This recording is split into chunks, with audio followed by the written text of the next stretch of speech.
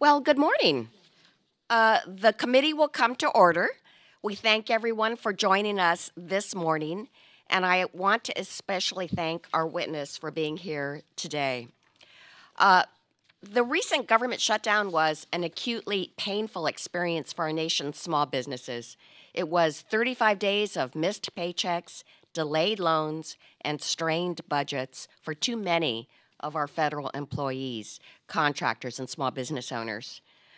Perhaps most concerning to small firms was the sheer uncertainty of how long the shutdown would last. Though the government is now back open, the damage to our economy is lasting.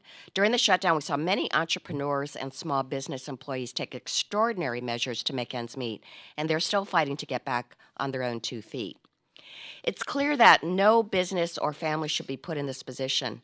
Not only were business owners feeling the pain, several federal agencies had to plan for the worst and cease operations, and the Small Business Administration was one of them.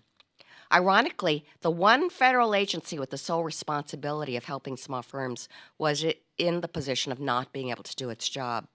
The shutdown forced SBA to suspend many of its critical services, including the processing and approval of small business loans.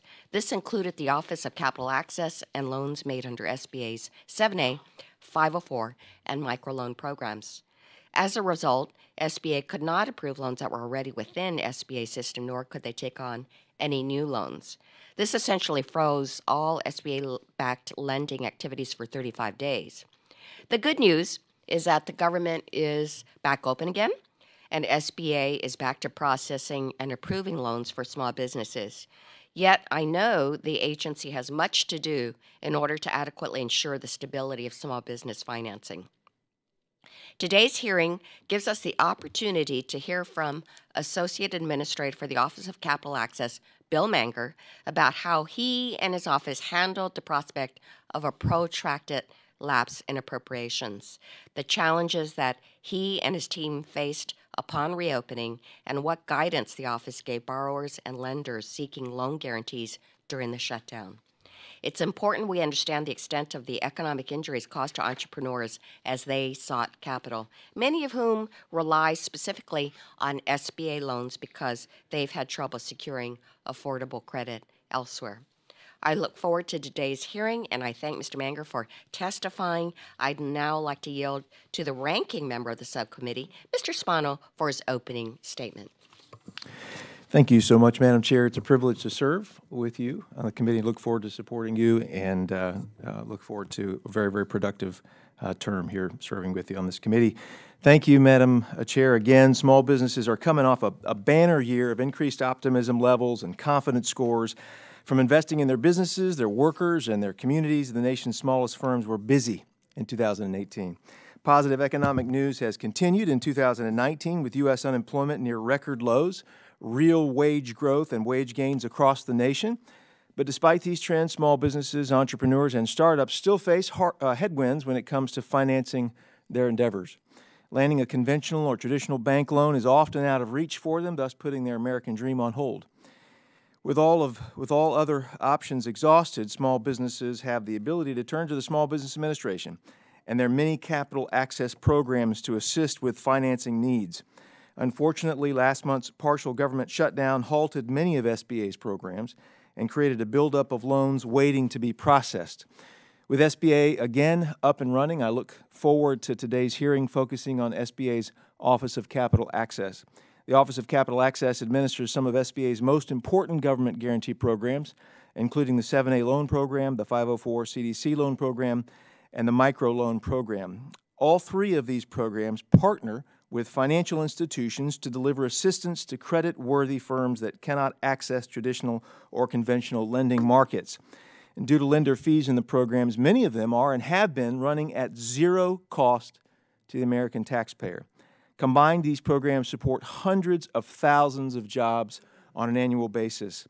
For my home state of Florida, which is approximately 3.3 million individuals employed in the small business sector, to Ohio and beyond, these jobs are transforming the country's economy. I look forward to hearing from the Associate Administrator regarding the operating plans that they have in place during and after a government shutdown. Additionally, I'm looking forward to an open discussion on other matters in SBA's lending world in 2019.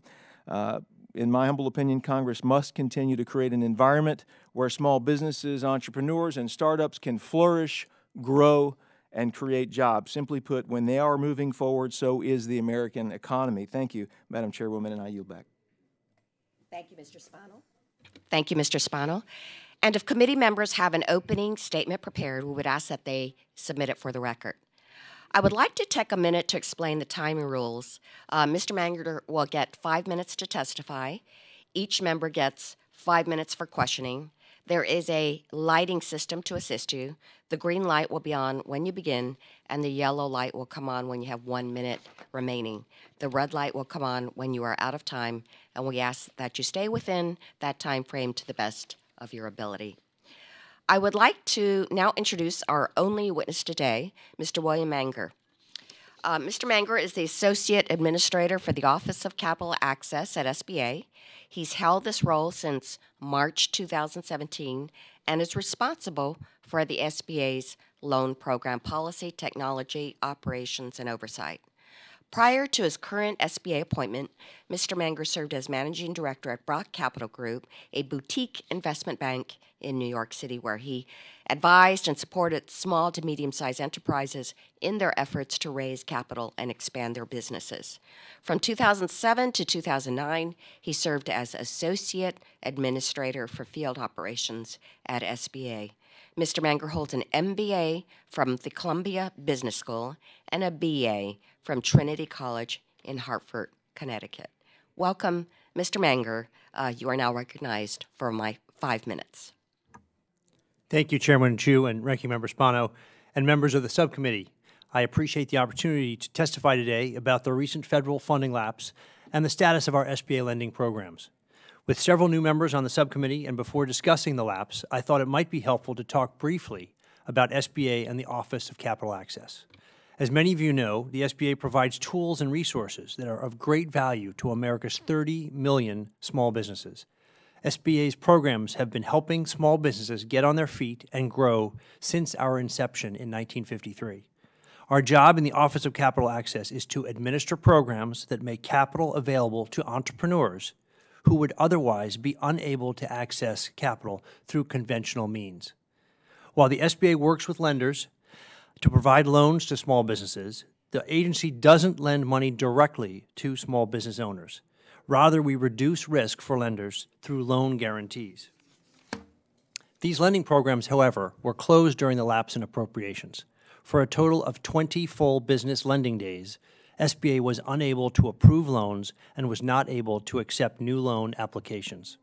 Throughout the lapse, we posted a notice on our financial system, and I engaged industry as needed to respond to questions. We also closely examined our program functions to make sure we complied with the Anti-Deficiency Act. While most routine activity in the Office of Capital Access ceased to operate, a few accepted and exempt operations were functional. These included the administrative closing of certain previously approved and obligated 504 loans, limited lender oversight and risk management of our loan portfolio, microloans through the intermediaries since they had already received funding, disaster loan processing through our servicing centers, and our online lender match platform, which automatically matches small businesses seeking financing with SBA-approved lenders. Once funding was restored for SBA operations, our loan systems were immediately operational, and we published an information notice to notify all lenders that SBA was open for business. As a result of process improvements put in place by Administrator Linda McMahon, our ability to get back to business was greatly enhanced. For example, by the end of 2018, we had cut in half the time it takes to process and approve loan applications. These developments played a key role in dealing with the volume of applications once our systems were again open. To provide you an update on that progress, as of this past Friday, SBA has now approved over 7,900 loans for a total of $3.7 billion since we resumed operations on Monday, January 28th. I am very proud of the hard work and dedication of our SBA employees. Through their efforts, we are now back to pre-lapse levels in all of our lending categories. This includes loan origination, loan modifications in our 7A and 504 programs. I also want to share with the committee some action that we took in response to your February 12th hearing regarding the funding lapse. In that hearing, the committee heard from a local brewing company who was interested in expanding their operations through an SBA loan guarantee. At the time of the hearing, however, SBA has not received any paperwork from them, and in response to the hearing, our staff reached out to that company. I wanted to let you know that we have since received their request and approved their loan modification. Madam Chair and members of the subcommittee, thank you again for inviting me to testify. I look forward to your questions and continuing to work together on behalf of small businesses across the country. Thank you. Thank you, Mr. Manger. I will begin by recognizing myself for 5 minutes. Mr. Manger, the shutdown essentially froze all SBA-backed lending, but many loan applications had already been submitted to SBA prior to the shutdown and were pending review when the government shutdown began. At the same time, lenders continued submitting loan applications to SBA for approval during the shutdown. This means that there were 2 sets of pending loan applications, those that were submitted pre-shutdown and those submitted during the shutdown. In total, how many such loan applications were pending when SBA reopened? Madam Chairwoman, so when the lapse in appropriations took place at midnight on the 21st of December, 22nd of December, we had probably about a couple hundred loans that had come in on a non-delegated basis. But just so you understand, most of our loans, over 80% of our 7A loans, come in on a delegated basis. That means they come into our electronic system and are funded in real time, in fact, in a matter of seconds. So that is the majority of our 7A, which is our largest program.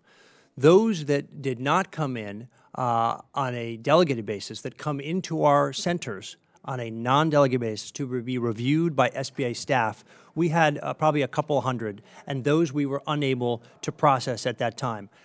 In the 504 program, though, the way the 504 program operates, we actually approve and obligate the funding of those loans when the loan comes into our system. So what we did during the shutdown is we had some accepted employees that were able to process 504 loans that had come in prior to the lapse in appropriations that had been already approved and obligated. So those were taken care of. In terms of those that came in during the shutdown, we turned our system off, our CAVs, our central service system off when the shutdown took effect. So actually there were no loans coming into a queue during the shutdown. Once the funding had been restored and the lapse was over in January, we reopened that Monday morning, the 28th of January, with the funding that we had on the CR, and all the loans then that came in at that point were handled. So really there was no backlog of loans in the system because the system actually had been shut down. So, but you did have some that were non-delegated. So how did your office strategically work through this backlog of loans? For example, did you prioritize by date, loan amount, or some other factor? So what we did was we did do it a first in, first out basis, FIFO basis. We did also, in our information notice that we sent out to the public once we reopened in January, we said to our lending partners that if there was an urgent loan that needed to be taken care of because the applicant was up against a deadline, for example, they had a way to send an email to our center and that loan would be specifically prioritized. And we did that in several instances where, again, the borrower was up against a deadline that needed to be met. So once we reopened, again, we brought on some additional resources, and we were able to work through the huge volume. I mean, $3.7 billion since January 28th is pretty spectacular, and all of those have been approved.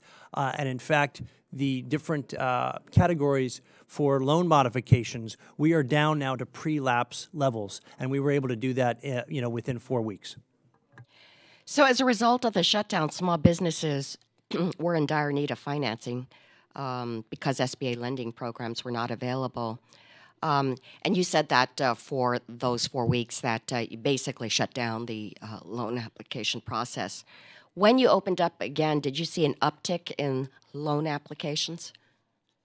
Absolutely. We had a tremendous amount of volume come in the first several days, and it actually has remained high. We have now come back actually a little bit stronger than the position we had been pre-lapse. So, we've seen an incredible increase in our lending over the last month. Let me also ask, is there any way to insulate lending programs from being frozen due to a lapse in appropriations and to be able to have other entities be able to take over this process of lending if there is such a shutdown? Yes. So, Chairwoman Chu, because of the Anti-Deficiency Act, we are prohibited from putting guarantees on the loans as we usually do. We would be encumbering assets of the federal government that we didn't have a right to and authorization to. And so because of the Anti-Deficiency Act, we were unable to make new loans during the lapse in appropriations.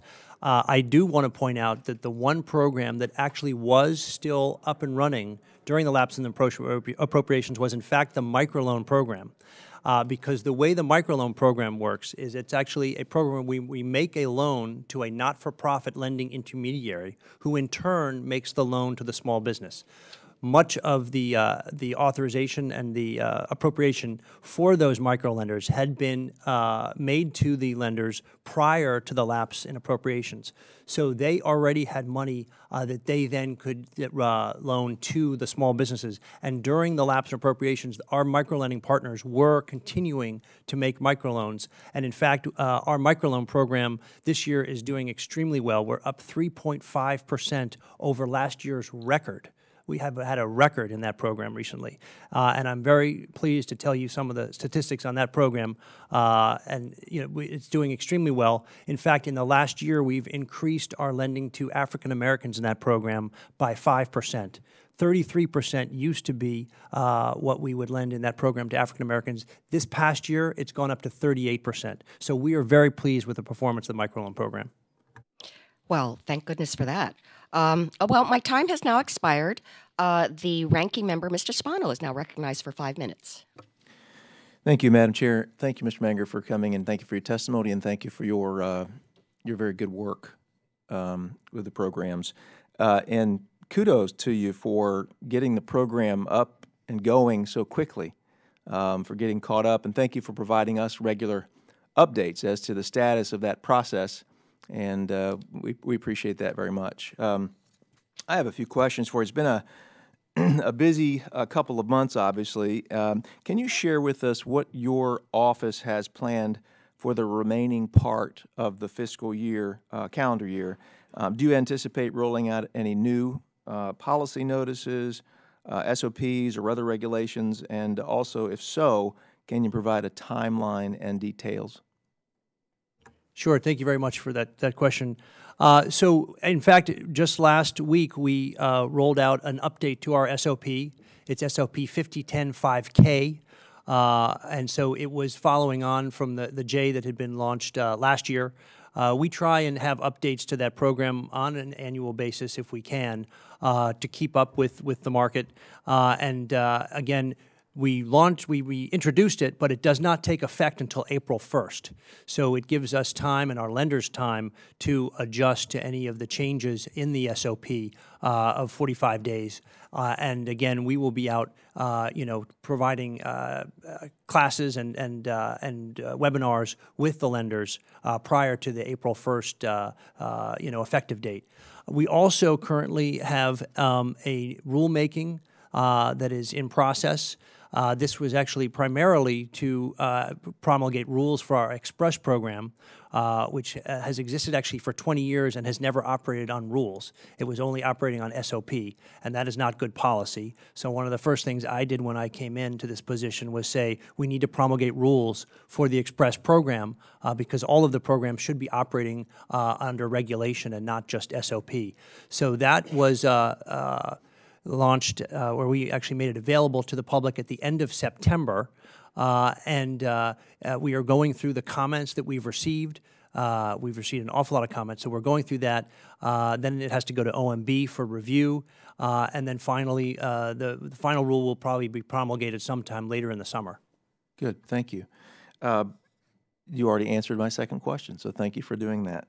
Last Congress, then Chairman Chabot and former Ranking Member Velasquez introduced H.R. 4743, the Small Business 7A Lending Oversight Reform Act of 2018. It went on to pass the House and the Senate, and the President signed that into law last June. Can you provide the committee an update on how the implementation of this law is coming and any next steps that we should be anticipating? Sure. Thank you very much for that question, too. So part of that law, there was a report that was due to Congress by December 1st of this year. We got that to the committees, and we are implementing through regulation and actually in some aspects of the SOP updates so that we are in compliance fully with the statute that passed and was signed by the President last June. I believe we have 1 year to finalize that legislation and rulemaking, and so we are going to be able to meet that deadline by the end of June. I think it was the 21st of June last year that the President signed the bill, so we'll make that deadline. And we are working diligently on that, and we take very seriously the operations in our Office of Credit Risk Management. Excellent. Thank you so much. And then if you would, for those of us who don't have a real in-depth understanding of the programs, give us an idea, if you would, of what you believe the greatest challenges are that we face in 2019 with regard to the 7A program, the 504 CDC, and the microloan. What is it that you would like to achieve, and what are the challenges that you face this year? One of the challenges we're taking on is to make sure that our loan programs are available to all Americans no matter where they live. We have put into effect a fee reduction for loans made in rural areas as well as hub zones, historically underutilized business zones, because we want to make sure that, again, people that need loans that live in rural America as well as in hub zones have access to the loans that we make available. And so we've offered fee relief on loans up to $150,000 if they're made in a hub zone or a rural area, and that is one of our big initiatives. Administrator McMahon signed an MOU with Secretary Sonny Perdue of the Department of Agriculture, and we are working jointly with agriculture to make sure that we are reaching out to the rural parts of the country and making sure that we have a robust lending environment in rural parts of the country as well. Thank you. Madam Chair, I yield back. Thank you. The gentleman's time has expired, and now the gentleman from Tennessee, Mr. Burchett, is now recognized for 5 minutes. Thank you, Chair Lady. It's actually Birch like the tree, and et like I just ate breakfast. So thank you. Okay. Thank you so much, Chair Lady, and I appreciate that. I always enjoy it when somebody speaks my name so that I can correct them like that. So it's all in good fun. And thank you, Ranking Member Spano, for the great work you've done. It's been enjoyable working with you, brother.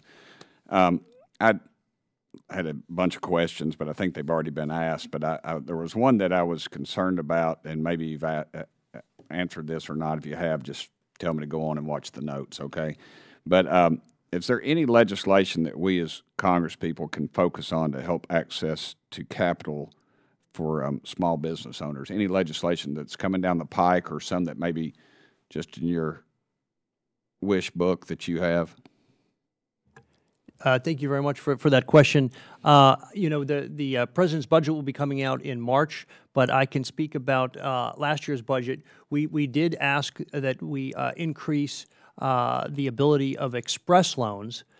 These are usually smaller loans that rely heavily on the lender's underwriting criteria. And in exchange for that, we reduce the guarantee from the federal government on average from 75% down to 50%. So it's a great program because it's only a 50% risk to the taxpayer, and we would like to see that program increased from $350,000, which is the cap right now, to $1 million. In fact, during the Recovery Act, the program was allowed to go up to $1 million. Then that expired, that sunset, but we are asking through the President's budget again to increase the cap on express loans up to $1 million. So that is something we think would be very helpful. The express program has not been performing as well lately, and we think that's because the cap is too low. Even if you took into effect inflation, we'd be well over $500,000 now in that program. So it needs to grow with the times, and anything you can do to help us increase the express loan cap, we would appreciate it. All right. I'm writing some notes down. You sparked my interest. You said the taxpayers are only on the hook for 50%. How does that work? Is that some of that new math I've been hearing about, or is that a... So the way our programs work, Congressman, is the federal government places a guarantee on our 7A loans, which is our largest program. Last year, we did over $25 billion in the 7A program. So we put a guarantee on average of 75%. If it's a small loan, in fact, that the guarantee goes up to 85%. So that's how we mitigate risk to our lending partners, and they're able to make loans to individuals and small businesses that they would not normally make a loan to because they don't meet their conventional criteria. In the Express program, because we give more authority to the lender and their own underwriting criteria, we decrease the guarantee from the federal government down to only 50%. But the lenders like it because it's much easier for them to process those loans. It's much faster. The program is greatly used as a revolving line of credit for those businesses that need a revolver in place to be able to draw upon when they need it. For example, they might have a seasonal business and they need to draw money at certain times of the year. So that is a great program. And again, because we reduce the guarantee that the taxpayer is on the hook for down to 50%, it's a benefit to the taxpayer as well. But the $350,000 cap is just, at this point, too low, and we would like to see that increased. Okay. How are they, you said that these are loans that normally wouldn't be able to be made because of some circumstances. Are they bad risks? Or give me an example. You don't have to give me the bureaucrat thing. I'm running out of time, and I want to get to these. So you go ahead. Sure. So here's an example. There are many people who would like to start a restaurant. And if they go into their bank and they say, look, I'm wanting to open a restaurant. I've never been in the restaurant business, but I'd like to start this business. I know I'd be good at it. I'm a great cook. I want to open this business. And the bank says, you know what, that's just way too high risk an industry. We can't give you a loan for that. You have no experience. We're not going to do it.